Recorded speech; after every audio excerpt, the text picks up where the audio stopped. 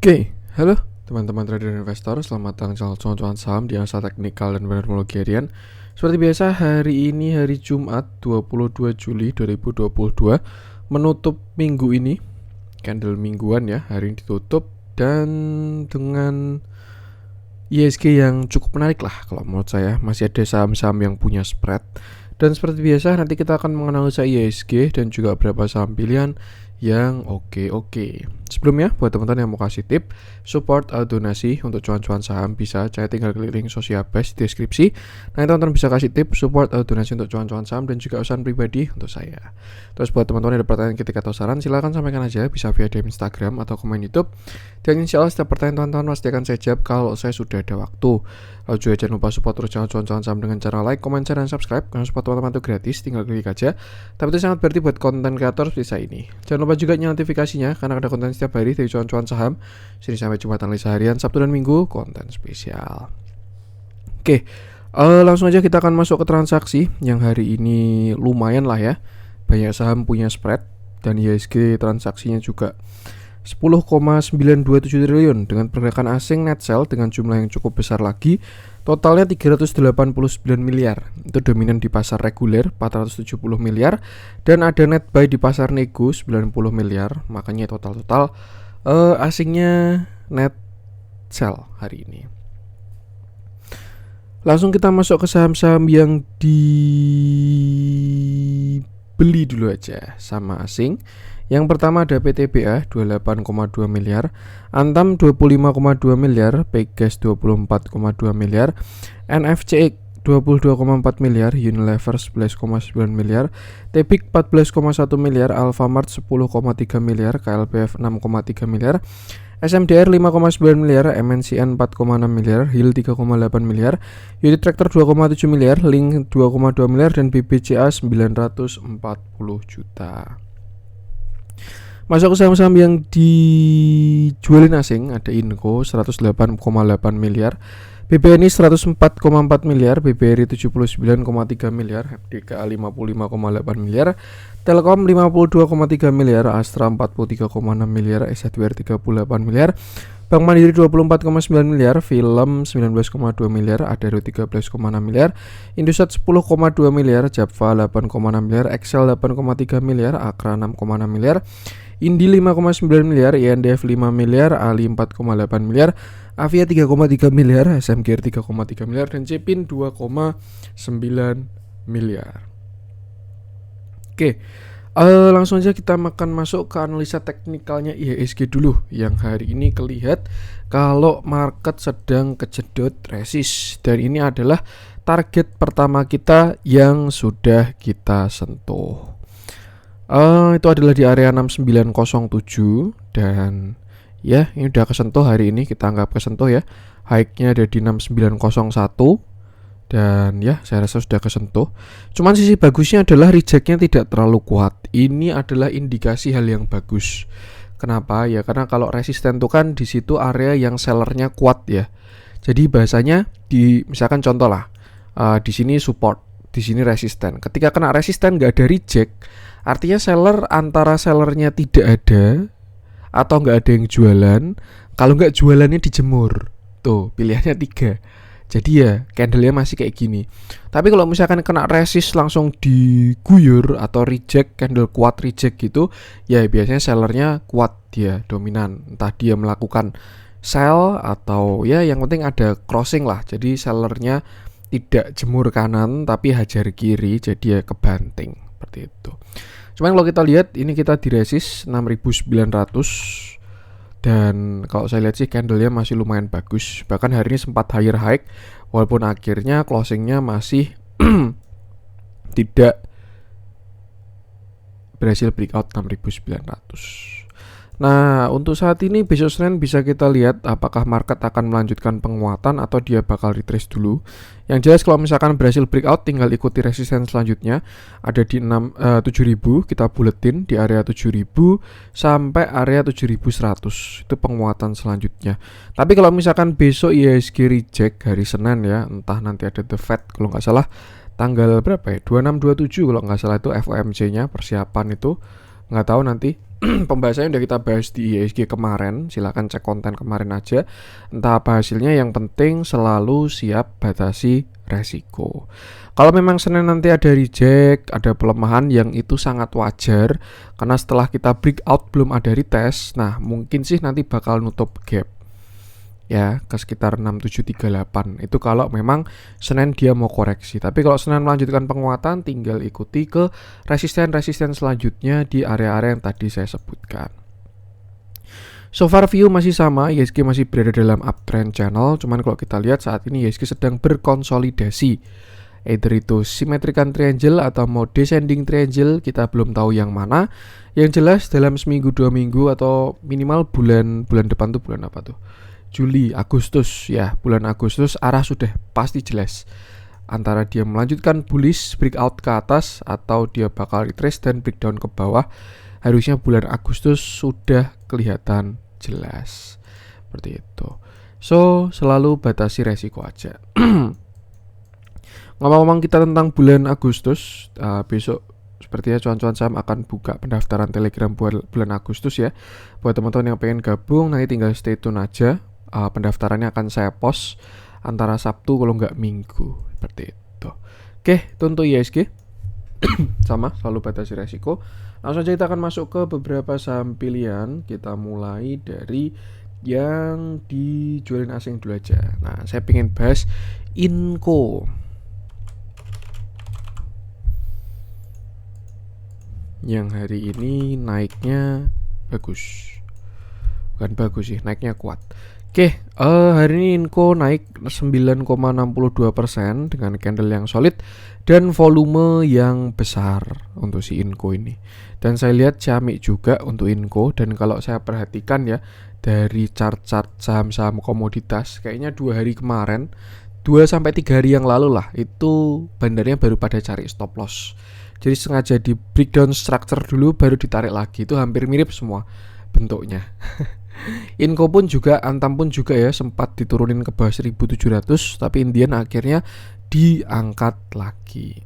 Nah, kita bahas Inco-nya dulu. Yang kemarin dia bottom sampai 4700 dan di situ adalah area kuat dari si Inco. Sebelumnya di sini support waktu dia mau bull ya, bikin cup handle atau inverted head and shoulder. Yang jelas di sini adalah area support.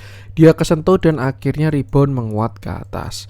Kalau kita tarik pakai Fibonacci dari sini sampai pucuk, area ini juga sudah masuk area 0,786 sampai 0,618, tapi ya itu dia agak offset sedikit. Cuman ya dia sudah mulai menguat lagi.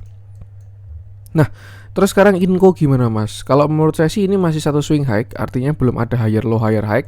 Cuman kalau kita pakai structure lebih kecil atau candle intraday, saya rasa sudah tercipta continuation di sini dari si Inco. Kemarin nggak kelihatan aja candlenya, tapi ya ini sudah dia membentuk ada penan. Kalau pakai daily mungkin nggak begitu jelas, tapi kalau pakai intraday saya jamin kelihatan jelas sekali. Dan target dari kenaikan penan tersebut adalah di sini.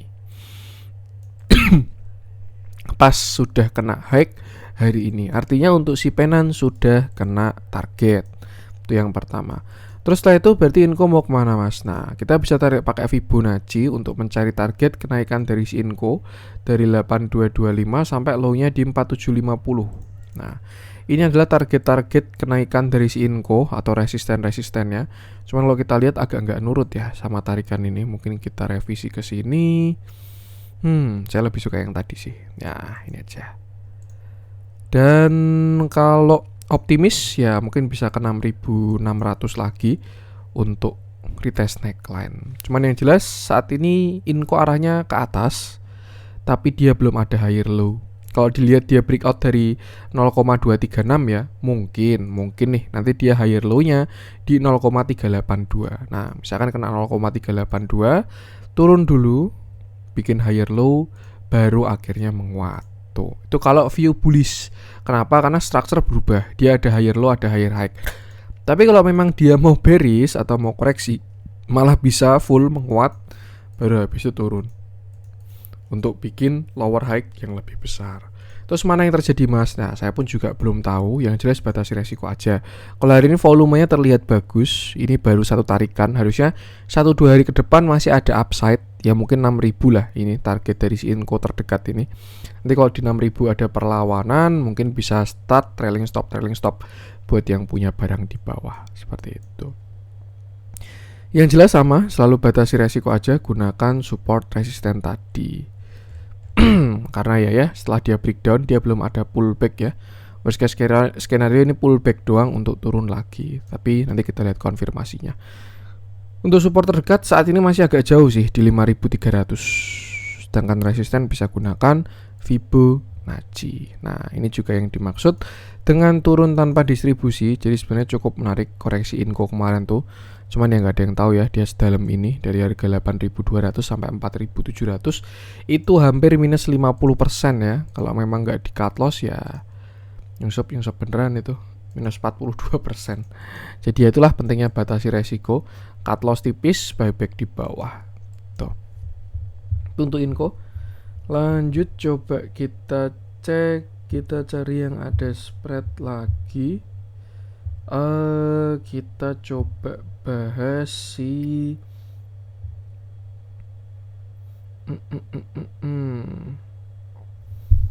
kita masuk ke yang dibeli asing deh. Yang dijual asing sepertinya sudah cukup. Antam coba kita bahas, karena terakhir view-nya agak kurang enak. Cuman kalau kita lihat Antam sudah berhasil closing di atas 1.700 lagi. Oke, hari ini Antam naik. Dia naik 6,27% dengan candle yang solid juga dan volume yang besar juga. Terlihat ini mirip saham komoditas ya. Kemarin ditarik terus pas kemarin itu retrace dengan volume yang kecil dan terlihat sekarang menguat lagi karena breakout ke atas. Terakhir kita bikin view Antam ketika dia jebol 1.700 itu jelek, dan jujur saya pun juga punya Antam spekulatif buy di 1.700 dan buang barang dulu ketika dia jebol, karena saya nggak mau mengetes kedalaman air lah dengan dua kaki. Dan ini yang tadi saya maksud dengan beberapa hari yang lalu itu Bandar baru cari stop lossan, dibikin breakdown dulu, nah terus ini ditarik lagi kayak si Antam.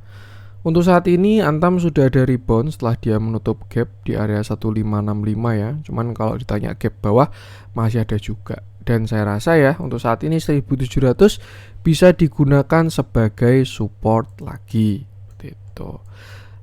Another view, ini kita bisa lihat juga Antam sudah breakout dari downtrend channelnya. Di sini terlihat ada trend line ya, dan dia sudah terlihat breakout. Maka dari itu buy structure, kalau misalkan Antam berhasil breakout dari 1820, saya rasa ada potensi upside untuk si Antam. Seperti itu. Untuk resisten terdekat sekarang ada di 1820. Nah, kira-kira kayak gini ya. Dan skenario yang mungkin terjadi bisa aja dia inverted head and shoulder. Ini shoulder kiri, lalu ini headnya, dan ini dia bikin shoulder kanan dulu. Kalau dia memang mau bikin shoulder kanan. Tapi kalau enggak, ya udah biarin lanjut terus aja. Seperti itu. Nah, kalau misalkan ditanya dia naik sampai mana Mas, kita bisa tarik pakai Fibonacci untuk mencari resistennya sampai 1535. Dan kelihatan kalau di area 1800 tadi ada resisten 0,236. Jadi ya alangkah lebih baik jangan beli dekat-dekat 1800. Tunggu dia breakout, kalau nggak tunggu dia retrace dulu. Kalau dikasih shoulder kanan tuh bakal menarik. Resisten selanjutnya bisa mengikuti Fibonacci yang ada di sini. 1970 sampai 2000, 2100, 2200. Dan kalau mentok sih menurut saya ya kayaknya sih sini. Ini kalau view optimis lah sampai 2200 retest neckline di mana dia reversal. Yang penting sama selalu batasi resiko juga. Dibandingkan dengan TINS, untuk Antam ini akumulasi distribusinya kurang bagus ya. Memang terlihat waktu naik ada akumulasi, tapi waktu koreksi juga ada distribusi. Beda sama si TINS tadi ya, waktu turun nggak ada distribusi. Jadi ya silakan kembali ke view masing-masing. Yang jelas selalu batasi resiko aja. Untuk sekarang support di 1700, support 2-nya di 1665. Untuk resisten 1800, 1970 sampai 2000, 2100, 2200 dan 2400. Batasi resiko. Untuk Antam, lanjut coba kita cek. Bahas SMDR kayaknya seru nih. Setelah kemarin dia koreksi dan akhirnya rebound, aduh nggak enak banget ini viewnya yang kayak gini nih. Oke, hari ini SMDR naik 2,88% dengan candle yang solid dan terlihat volume cukup besar, tapi tidak di atas rata-rata lah. Ada, kalau saya bilangnya ada volumenya tapi tidak terlalu besar. Kalau kita lihat terakhir ya, setelah SMDR ini puncak di 4080, dia koreksi sampai bottomnya di 2160 dan sekarang sedang posisi naik tuh. Dan kalau menurut saya ya, nggak tahu sih, semoga aja saya salah, kayaknya ini naiknya kurang enak. Ada potensi pullback dari si SMDR ke tempat dia reversal. Nih, sebelumnya kan dia reversal di sini ya, high, low, lower high, lower low. Jadi ini adalah reversalnya dia, inverted cup handle, udah kena target, udah kena support. Dan kalau teman-teman ngikutin konten-konten kemarin ya, waktu saya bahas SMDR, ini kan di area yang cukup kuat untuk SMDR, ada trend line, terus juga ada area support, dan akhirnya dia rebound dari situ. Cuman kalau kita lihat naiknya ini kurang enak kalau menurut saya ya, bentuknya. Yang pertama ini nggak tahu sih, nggak enak aja bentuknya. Malah kalau menurut saya ini SMDR bisa bikin continuation. Ya semoga saya salah ya untuk SMDR holder ini ya, karena dia posisi naik ke neckline, bentuk naiknya juga kayak gini, dan volumenya kalau kita lihat volumenya mengecil. Nah, ini indikasi yang kurang enak untuk sebuah pullback seperti itu. Karena juga setelah breakdown dia belum ada pullback. Selain itu kita bisa tarik pakai Fibonacci juga dari 4080, puncaknya dia all time high sampai low-nya di 2150. Gila juga ya retrace-nya. Dari 4000 sampai 2000 tuh hampir retrace 50% sendiri. Nggak bayangin kalau ada yang FOMO di atas ya. Minus 47%. Dan kalau kita lihat ya, untuk saat ini SMDR sedang kena Fibonacci 0,382 sampai 0,5. Jadi ya, menurut saya batasi resiko aja. Kalau memang posisinya kurang bagus, ketika naik ini bisa dimanfaatkan untuk reduce, kurangi porsi dulu. Karena belum ada konfirmasi juga ya. Ini masih satu swing high. Amannya memang dia bikin higher low dulu. Misalkan turun sampai sini, terus baru naik lagi. Nah itu baru bagus, ada konfirmasi. Cuman kalau kayak gini takutnya dia pullback ke neckline, Fibonacci, volume mengecil, bikin continuation, dan nanti targetnya ke sini. Wah ini seremnya kayak gini nih. Cuman ya nggak ada yang tahu ya. Tuh event kemarin yang udah breakdown kayak Antam jebol 1700 pun bisa kembali juga. Makanya itulah yang dimaksud dengan market selalu benar. Yang bisa kita lakukan adalah batasi resiko. Seperti itu. Tuh ini juga mulai masuk ke area kuatnya SMDR ya. Tadi di Fibo sampai 3000. Ini area supply lah dari si SMDR. Batasi resiko dulu aja. Kalau belum punya barang dan baru mau masuk, lebih baik jangan. Kalau udah punya barang dan posisi cuan, jangan lupa trailing stop. Kalau punya barang dan posisi nyangkut, bisa kurangi porsi dulu.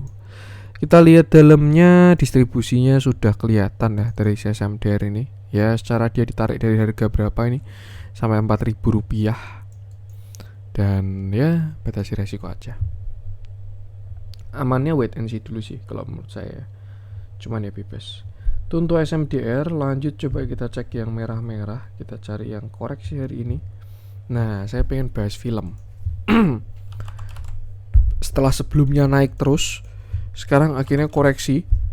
Spreadnya juga lumayan. Oke, gak enak ini candlenya. Hari ini film turun 4,98% dengan candle yang cukup solid dan volume yang ada. Ya, nggak di atas rata-rata. Dan kalau kita lihat ini sudah konfirmasi namanya evening star. Ini candlestick pattern reversal. Nah, sebenarnya cukup sampai sini. Set. Nah, cuman udah ke breakdown. Artinya sudah dari candlestick sudah ada reversal dari si film. Seperti itu. Cuman kalau kita lihat memang dia ini masih saham strong uptrend. Tapi ya yang agak ditakutkan malah dia trennya menguat. Jadi ya seremnya ini adalah tarikan terakhir. Cuman gak ada yang tahu. Kalau kita lihat jelas ini sudah ada candlestick reversal. Dan saya rasa untuk support terdekat dari si film itu ada di sini sekitar 2400. Jadi kalau misalkan besok dia melanjutkan penurunan, saya rasa arahnya ke 2400 sampai menyentuh uptrend lainnya ini, garis biru. Tuh. Tapi kalau memang dia patah dari tren, lower high lower low, lebih baik batasi resiko. Kalau kita lihat dari MACD masih terlihat sehat ya, dari MACD-nya tidak ada divergen. Cuman untuk si apa ini namanya, histogram mulai ada tanda-tanda agak lemah. Tapi kalau MACD-nya masih oke. Yang jelas batasi resiko, ini saham masih dalam berada posisi uptrend kuat ya. Ini trend middle trendnya, ini secondary trendnya, ini major trend, secondary trend. Nah, kalau misalkan patah yang major, seremnya dia ke kalau dia patah yang secondary, seremnya dia kalau ke major trend line karena sudah impuls banget. Yang penting ditunggu konfirmasinya dulu aja, dan untuk saat ini sesuaikan dengan posisi teman-teman. Kalau posisinya jauh di bawah, average-nya jauh di bawah, posisi cuan ya tinggal pasang trailing stop. Tapi kalau misalkan teman-teman posisinya nyangkut di atas, mungkin amannya batasi resiko dulu. Support terdekat 2400, baru 2300. Untuk resisten udah kelihatan banget ini. Ada koreksi dulu lah harusnya. Tapi ya kita lihat aja besok. Oke. Kita lihat dalamnya juga sebenarnya masih oke kalau dari akumulasinya ya, belum kelihatan ada distribusi. Tapi ya itulah, tren oke, akumulasi masih oke. Ya kalau mau diharapkan masih bisa sih, tinggal cari area retracement ya. Mungkin di 2400-an nanti. Tapi ya amannya ditunggu dulu. Itu untuk film. Lanjut coba kita cek si Akra kayaknya boleh ya. Ini salah satu saham yang katalisnya baru bagus. Minyak bagus semua kalau menurut saya nih. Akra, Medco, Elsa, Raja. Oke, hari ini Akra turun 1,82% dengan candle yang cukup solid dan volume yang menarik. Volumenya tidak terlalu besar ya. Cuman kalau kita lihat memang volume besarnya sudah di sini 20 Juli. Walaupun hari ini volumenya kecil, tapi 20 Juli volume buangannya besar banget. Nih, candle jelek volume besar. Ini sudah di-TP-in orang-orang kalau menurut saya. Nah, banyak view sebenarnya untuk si Akra ini. Kita bisa bilang dia inverted head and shoulder. Ini shoulder kiri, head, shoulder kanan, breakout, retest, terus nanti menguat gitu bisa juga. Atau bisa juga ini sebagai lower high kalau dia mau reversal. Dan kalau kita lihat memang sekarang berada di area kuatnya Fibonacci 0,618. Maksudnya lower high gimana mas? Ya, ini kan dia swing high, patah. Nah ini pullback ke 0,618 dan dia siap lower low, jebol 900 menuju ke targetnya ke bawah. Seperti itu. Cuman ya konfirmasinya memang kalau dia ada jebol 900, maka dari itu batasi resiko karena masih jauh ya. Seperti itu. Kalau kita lihat skenario lain tadi bisa inverted head and shoulder di sini. Shoulder kiri, head, shoulder kanan, dan sekarang sedang retest. Cuman ya kalau saya lihat kok bentuknya kurang enak karena 20 Juli ini candle rejectnya kuat banget. Jadi kok saya lebih ke yang view lower high tadi. Cuman ya belum tahu juga, konfirmasinya jelas di 900 seperti itu. Kita bisa tarik tren lain juga kayak gini ya. Nah selama tren ini nggak patah nggak masalah. Tapi kalau misalkan dia patah, ya hati-hati, ada potensi lower high tadi bisa terjadi. Seperti itu. Ini saham uptrend dan masih bagus sebenarnya. Cuman ya batasi resiko aja. Gunakan support-support tadi. Dilihat dalamnya mulai terjadi distribusi. Masih belum ada sih. Hari ini doang small dan normal ya, batasi resiko aja kalau average-nya kurang bagus. Itu untuk Akra. Lanjut coba kita cek yang hijau-hijau. Kita coba cek si satu aja mungkin ya. Kita bahas BRMS.